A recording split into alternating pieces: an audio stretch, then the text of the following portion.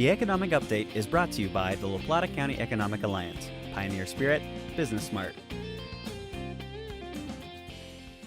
Good afternoon, everybody. Last month we talked with Milo from GCC Energy to learn more about the mine out in Hesperus and Hay Gulch.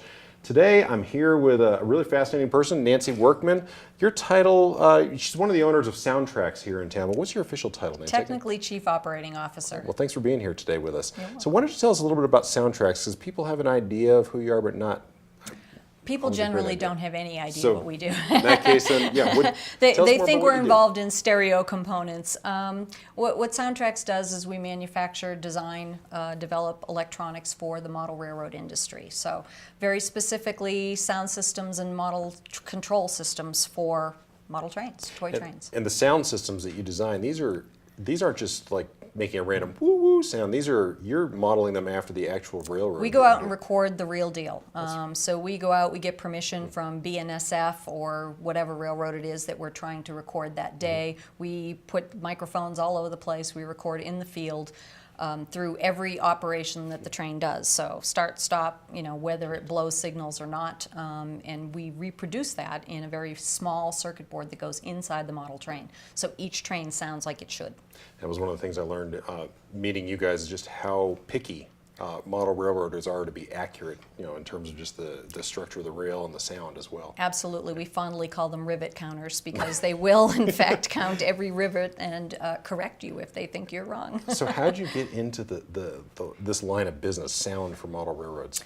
Well, Steve Dominguez, who is the other owner of the company, the CEO as well as our chief engineer, he was a model railroader when he was a kid. And he and I met working for another marine electronics company, another company, a marine electronics company on Cape Cod.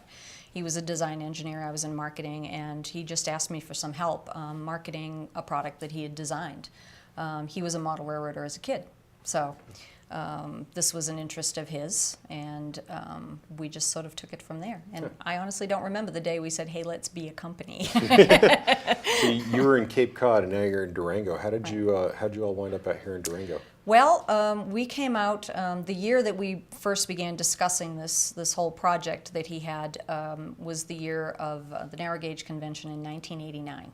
So September of '89, the year the roundhouse burned down actually at the DNS.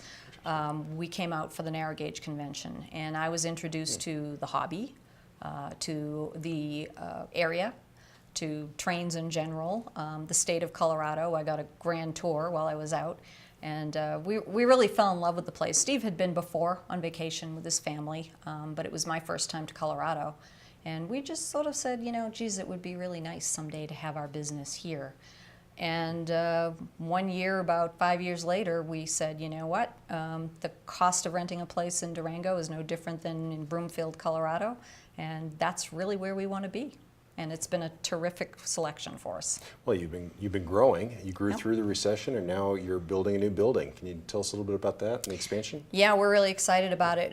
We need it very desperately. Our current building, which we built back in 2001, is about 6,200 square feet, but we don't have any room for expansion of new manufacturing equipment. We have our engineering offices are now rented down the street.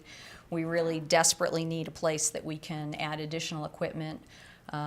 We play a lot of games right now to get things done when they're supposed to be done. Crossover shifts, split shifts, in order to get the most out of the equipment. We can afford more equipment, but we don't have any place to put it. Wow. And you're looking at about a 20,000 square foot building? It's just shy of 20,000 square feet, so yeah. it's more than triple what we have now. So if you ever get a chance to go up to the tech park and take a look, it's a great project that's underway. Really quick, just to close off, what's the most rewarding thing about doing business in Durango, and what's the most challenging thing?